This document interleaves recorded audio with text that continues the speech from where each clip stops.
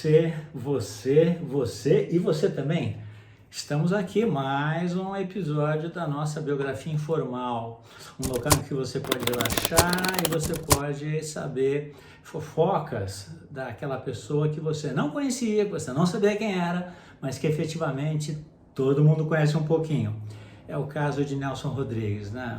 Um impressionante homem das letras, jornalista de mão cheia, escritor, romancista, teatrólogo, dramaturgo, etc, etc. O homem realmente é fantástico. Mas vamos lá continuar com a nossa história.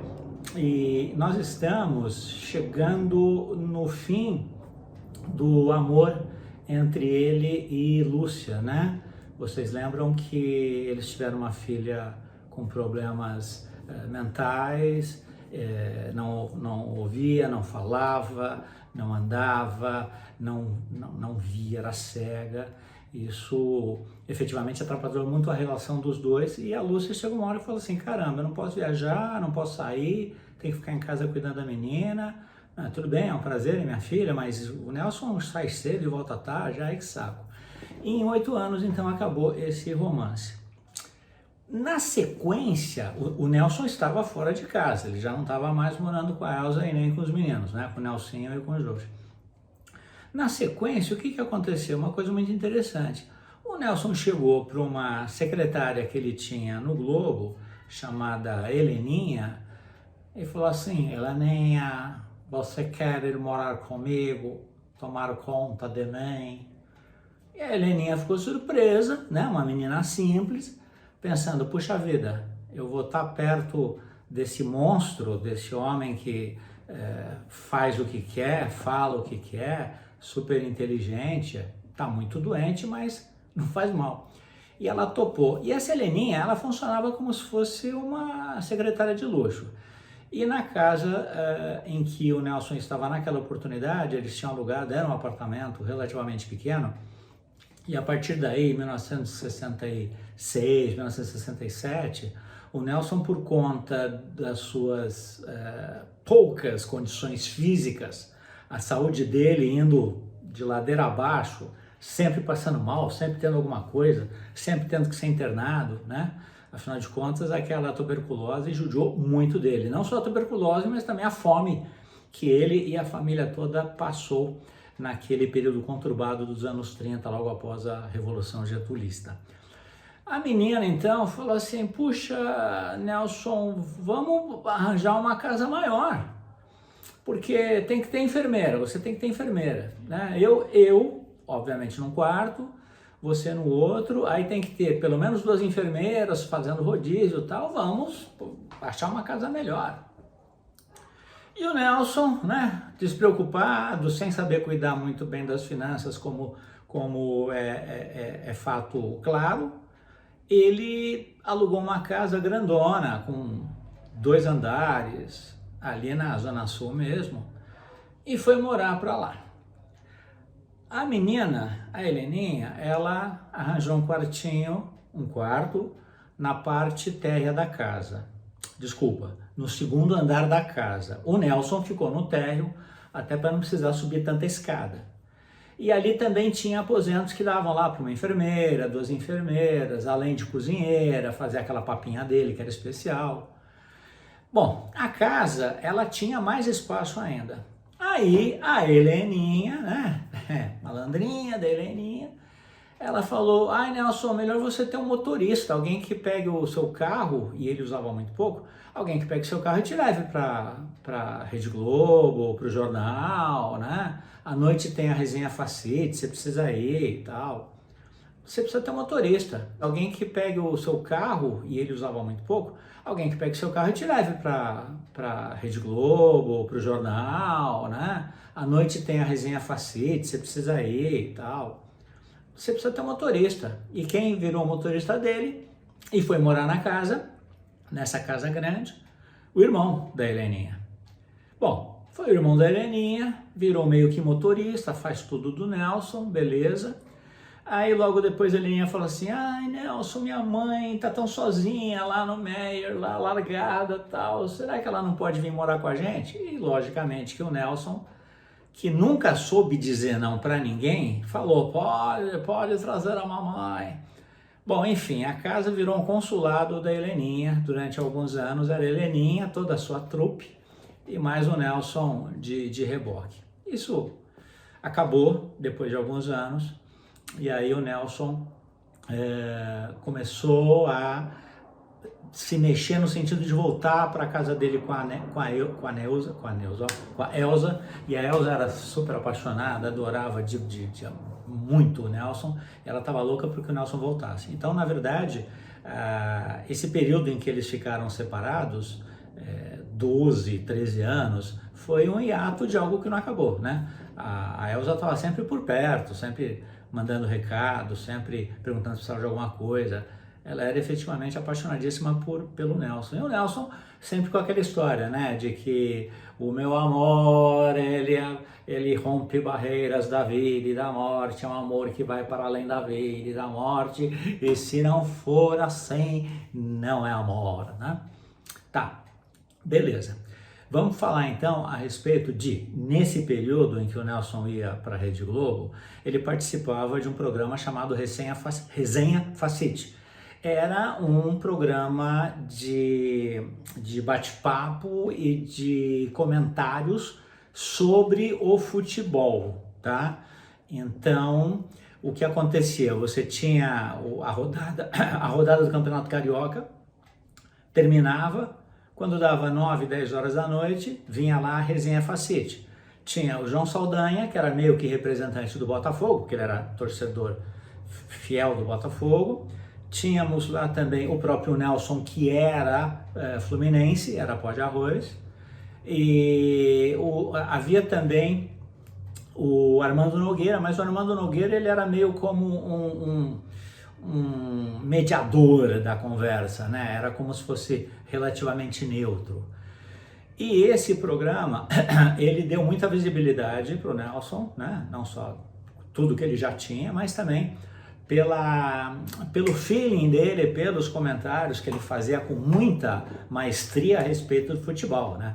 E ele tinha umas tiradas assim que o pessoal morria de rir. Em algumas vezes tinham que parar o programa porque ninguém conseguia parar de rir. Uma vez, lá nos anos 70, o Zagallo, que já era técnico da seleção brasileira, ele foi ser entrevistado nesse programa, participar desse programa, e aí ele falou, o jogador brasileiro já sabe jogar no frio, já sabe jogar no frio. Aí o Nelson interrompeu e falou assim, vejamos o que o nosso querido Zagallo diz, porque ele acabou de chegar com seu trenó puxado por renas e acabou de tirar aquele sapato em forma de raquete para andar na neve. E o pessoal começou a dar risada, tiveram que parar e comerciais. O Nelson era danado nesse sentido. Na sequência, como o Nelson estava ficando muito famoso, o Nelson estava ficando assim, famoso mesmo, ele estava ficando muito exposto e as pessoas gostavam dele, a Rede Globo resolveu fazer um programa com ele depois da Resenha Facite. E aí conversaram, e aí Nelson, o que a gente faz, o que a gente não faz com você e tal. E ele arranjou um formato que na verdade é muito parecido com esses talk shows de hoje. Ele faria entrevistas com pessoas que já foram embora. Então as entrevistas eram imaginárias.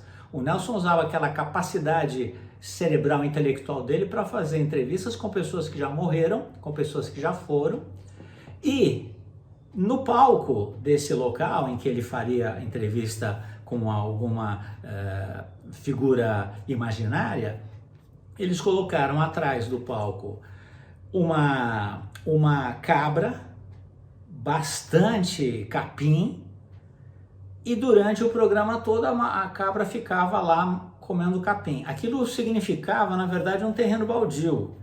E qual que era o motivo da cabra e o programa se chamar A Cabra Vadia? É que o Nelson dizia que nas suas entrevistas imaginárias, os seus personagens só aceitariam ser entrevistados se estivessem num terreno baldio diante de uma cabra vadia. A cabra não fala nada. E era assim, era um programa muito interessante por conta do que eu disse, da capacidade intelectual do Nelson, que era fantástica, né? Bom, no transcorrer da vida tivemos mais duas desgraças, eu vou falar rapidamente sobre elas. Uma delas foi exatamente a morte do irmão dele, Paulinho, e mais da esposa, dos filhos e da sogra do Paulinho, que estavam num apartamento, num edifício de apartamentos na zona sul do Rio de Janeiro, e quando começou a chover, mas chovia a balde, choveu muito.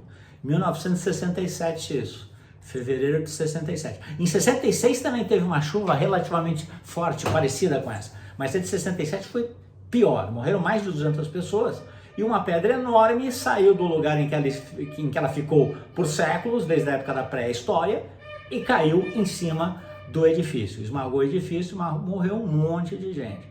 Obviamente que a família ficou super tocada, tem fotos de todos os irmãos no enterro, Dona Maria Esther também, muito triste, foi realmente uma lástima. Quem deixou de morrer nesse episódio foi o Jesse Valadão. O Jesse Valadão, vocês conhecem ele? Ele era casado com a Dulce, irmã do Nelson. Então ele era cunhado do Nelson. Ocorre que naquele dia, começo de noite, o Jesse Valadão falou assim, porra, deixa eu ir lá na casa do Paulinho. Pegou o carro e chegou até perto do apartamento do Paulinho. Aí ele parou e falou assim, ah não, acho que vou no cinema. E pegou, virou, mudou de rota, pegou o carro, foi pro cinema. E no cinema, choveu, aconteceu o desastre e realmente foi uma sorte, aquela coisa, né? Ninguém morre na véspera. E outro episódio muito triste na vida do Nelson foi exatamente aquela que envolveu o seu filho Nelsinho. A ditadura deu as caras em 1964, 65, 66... O Nelsinho, incomodado com isso e com alguns amigos que estavam na guerrilha, que estavam fazendo aí uma luta armada contra a ditadura, contra os militares, ele acabou se envolvendo com esse grupo de terroristas, tá? Naquela oportunidade, Nelson Rodrigues foi assistir um jogo de futebol no Morumbi com o presidente Médici.